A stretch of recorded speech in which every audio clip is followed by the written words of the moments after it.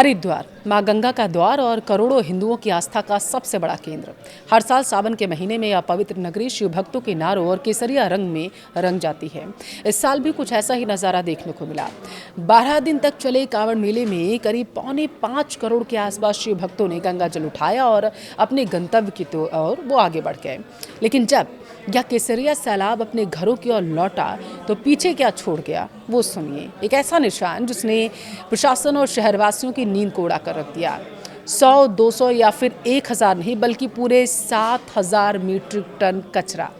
आज के इस वीडियो में मैं आपको दिखाऊंगी आस्था के इस महाकुंभ के बाद की वह ज़मीनी हकीकत जिसे जानना हर शिव भक्त, हर देशवासी के लिए बेहद ज़रूरी है। कैसे 1000 कर्मचारियों ने रात भर जागकर गंगा घाटों को बचाया। नमस्कार, आपके साथ मैं पल्लवी रविंद्र सिंह।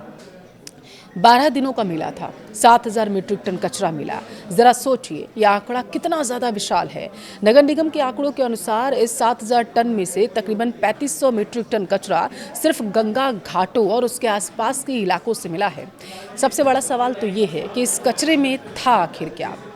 हर की पैड़ी के तीर्थ पुरोहितों और प्रत्यक्षदर्शियों ने जो बताया है वो हैरान करने वाला है। गंगा जल जैसे पवित्र जल को लेने के लिए जब लोग जाते हैं, कांवड़िए गए तो अपने पीछे जूते चप्पल पहने हुए, गंदे कपड़े, फटे हुए बैग, खाने का बचा हुआ जितना भी सामान था आप उसमें जो पैकेट्स होते हैं और बॉटल्स होती हैं, प्लास्टिक के जितने बर्तन होते हैं आप सबको जोड़ सकते हैं। हज़ारों लाखों प्लास्टिक की बॉटल्स मिली हैं। श्री अष्टखंभा गंगा मंदिर के पुजारियों ने जो कहा उसे सुनकर तो आप हैरान रह जाएंगे। लोग जूते चप्पल पहनकर घाटों में घूमते नजर आए। जाते वक्त वहां वो छोड़ ही गए। सुभाष घाट पर मालवीय घाट से लेकर के अलकनंदा घाट तक हर जगह बस कूड़े का अंबार दिखाई दिया। सवाल आस्था का नहीं है, सवाल उस जिम्मेदारी का भी है जो हम एक नागरिक के तौर पर भूल जाते हैं।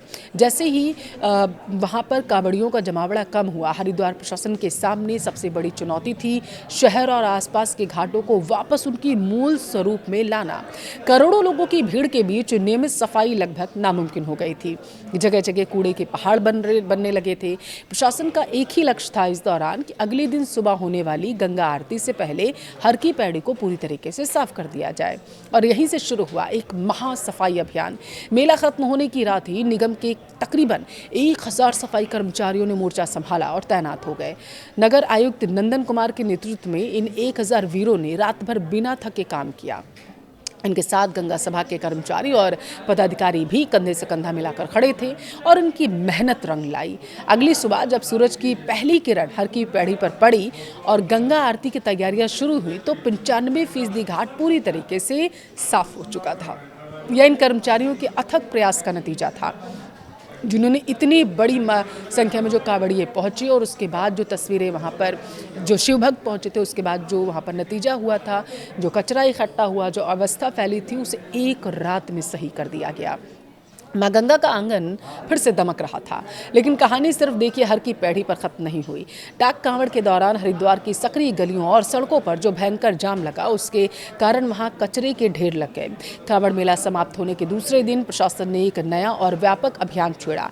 बिरला घाट, रोडी, बेलवाना मैदान, बैरागी कैंप और लालजीवाला जैसे क्षेत्रों में स्पेशल ड्राइव चलाई गई। जिन रास्तों से होकर कांवड़िए अपने गांवों को गए थे वहां से एक ही दिन में 30 टन से ज़्यादा कचरा हटाया गया। इस मिशन में सिर्फ नगर निगम ही नहीं बल्कि जिला पंचायत, आपदा प्रबंधन और वन विभाग और शांतिकुंज जैसी कई सामाजिक धार्मिक संस्थाओं के 700 से ज़्यादा लोगों ने इसमें पसीना बहाया था। जो कचरा इकट्ठा किया गया अब उसे अलग अलग करके उपयोगी चीज़ों को लिए रिसाइकिल करने की प्रक्रिया की जा रही है। ऐसा नहीं था देखिए कि प्रशासन ने लोगों को जागरूक नहीं किया था।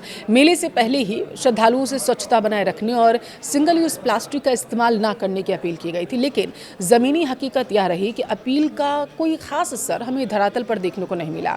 अखिल भारतीय अखाड़ा परिषद के राष्ट्रीय अध्यक्ष और मनसा देवी मंदिर ट्रस्ट के अध्यक्षों की तरफ से जो बयान आया वो मैं आपको बताती हूँ। सफाई अभियान में हिस्सा लेने वाली संस्थाओं की उन्होंने तारीफ की। साथ ही उन्होंने कांवड़ियों को एक कड़ा संदेश भी दिया। अगली बार जब हरिद्वार आए तो अपना सामान वापस लेकर भी जाएं और प्लास्टिक का इस्तेमाल बिल्कुल मत करिए। गंगा सभा के अध्यक्ष की तरफ से भी ऐसा ही बयान आया। उन्होंने कहा कि जिस गंगा को हम माँ कहते हैं उसी के घाटों पर हम गंदगी, कपड़े, पॉलीथीन जैसे चीज़ें छोड़कर जा रहे हैं। हरिद्वार और माँ गंगा सिर्फ एक शहर या एक नदी नहीं है, यह हमारी संस्कृति की आत्मा भी है। हर साल करोड़ों लोग मोक्ष की आस में अपनी मन्नतें लेकर यहाँ आते हैं और प्रशासन सफाई कर सकता है। 1000 कर्मचारी रात भर जाग सकते हैं, लेकिन क्या कचरा फैलाना बंद करना हमारी जिम्मेदारी नहीं नैतिक बनती? अब प्रशासन के सामने चुनौती सिर्फ कचरा हटाने की नहीं, बल्कि भविष्य में ऐसे आयोजनों को जीरो वेस्ट बनाने की भी है। लेकिन यह तब तक संभव नहीं है जब तक हर एक शिव भक्त यह तय न कर ले कि यह अपने आराध्य की नगरी को गंदा नहीं करेंगे। बात लोगों, शिव भक्तों, प्रशासन की हो रही है, तो आइए एक बार नज़र इस बात पर भी डालते हैं कि प्रशासन ने शिव भक्तों के लिए इस बार सावन में क्या तैयारियां घाटों पर की थी, क्योंकि ये जानना आपके लिए ज़रूरी है। देखिए, 5 करोड़ के आसपास लोगों को इस शहर में संभालना कोई मजाक की बात नहीं है। यह दुनिया के कई देशों की कुल आबादी से भी ज़्यादा माना जा रहा है। और इस वीडियो में मैं आपको बताने जा रही हूँ कि यूपी और उत्तराखंड प्रशासन ने इस बार कांवड़ यात्रा के लिए क्या इंतजाम शाही तरीके से किए थे, कैसे सरकार की तमाम कोशिशों के बावजूद स्वच्छता के मोर्चे पर कांवड़िए फेल साबित हुए। देखिए, शुरुआत करते हैं देवभूमि उत्तराखंड से, क्योंकि यात्रा का केंद्र हरिद्वार ही था। उत्तराखंड सरकार जानती थी कि इस बार भीड़ पिछले सारे रिकॉर्ड तोड़ने वाली है, इसलिए महीनों पहले से ही तैयारियां शुरू कर दी गई थी। पहला तो ट्रैफिक और पार्किंग को लेकर के था। कांवड़ियों के वाहनों के लिए बैरागी कैंप और शहर के बाहर विशाल पार्किंग स्थल बनाए गए थे। प्रशासन ने एक खास कांवड़ ऐप और रूट मैप जारी किया था ताकि किसी को भी रास्ता ना भटकना पड़े, परेशानी ना हो। दूसरा क्या इंतजाम था? सुरक्षा और निगरानी से जुड़ा हुआ। पूरे मेलक क्षेत्र को कई सुपर जोन और सेक्टर्स में बांटा गया था। आसमान से पैनी नज़र रखी जा रही थी ड्रोन्स के जरिए। दर्जनों ड्रोन पूरे शहर पर नज़र बनाए हुए थे। सीसीटीवी कैमरे चप्पे चप्पे पर लगे थे। तीसरा इंतजाम था गंगा घाटों पर सुरक्षा को लेकर के। कोई डूबने ना पाए, कोई अव्यवस्था ना फैले, इसके लिए हर की पैड़ी और अन्य घाटों पर एसडीआरएफ, डिजास्टर रिस्पांस टीम, जल पुलिस और गोताखोरों की 24 घंटे ड्यूटी लगाई गई थी। यानी उत्तराखंड प्रशासन ने श्रद्धालुओं की सुरक्षा, सहूलियत के लिए अपना पूरा सरकारी तंत्र झोंक दिया था। लेकिन क्या प्रशासन भूल गया कि सुरक्षा तो जा सकती है, लेकिन स्वच्छता का सेंस आखिर लोगों के अंदर से कैसे आएगा? देखिए, अब बात मैं करने जा रही हूँ उत्तर प्रदेश की। हरिद्वार से जल उठाकर सबसे ज़्यादा कांवड़िए उत्तर प्रदेश से ही होकर गुजरते हैं। सीएम योगी आदित्यनाथ ने इस बार कांवड़ यात्रा को लेकर के बहुत सख्त निर्देश दिए थे। पहला पुष्प वर्षा और सम्मान को लेकर के था। हर साल की तरह इस बार भी उत्तर प्रदेश सरकार ने कांवड़ियों के सम्मान में हेलीकॉप्टर से फूल बरसाने का आदेश दिया था। मेरठ, मुजफ्फरनगर, सहारनपुर जैसे हाईवे पर अधिकारियों ने खुद खड़े होकर कांवड़ियों का स्वागत किया था। दूसरा था रूट की सफाई और नियम को लेकर के निर्देश। सरकार का सख्त आदेश था कि कांवड़ मार्ग पर खुले में जो मांस की बिक्री है वो ना की जाए, प्रतिबंधित कर दिया जाए। इसके अलावा कांवड़ मार्ग पर कोई भी कंस्ट्रक्शन सामग्री या गंदगी नहीं होनी चाहिए। तीसरा निर्देश क्या था? डीजे और मेडिकल की सुविधा को लेकर के। कांवड़ियों को डीजे बजाने की अनुमति थी, लेकिन निर्धारित आवाज पर। साथ ही हर कुछ किलोमीटर पर स्वास्थ्य विभाग के मेडिकल कैंप लगाए गए थे ताकि पैदल चलने वाले शिव भक्तों के पैरों के छालों का इलाज किया जा सके। चौथा क्या निर्देश था? कांवड़ लेन को लेकर के। हाईवे पर आम गाड़ियों और भारी वाहनों को रोककर कांवड़ियों के लिए एक सेपरेट कांवड़ लेन बनाई गई थी ताकि दुर्घटना का कोई खतरा ना रहे।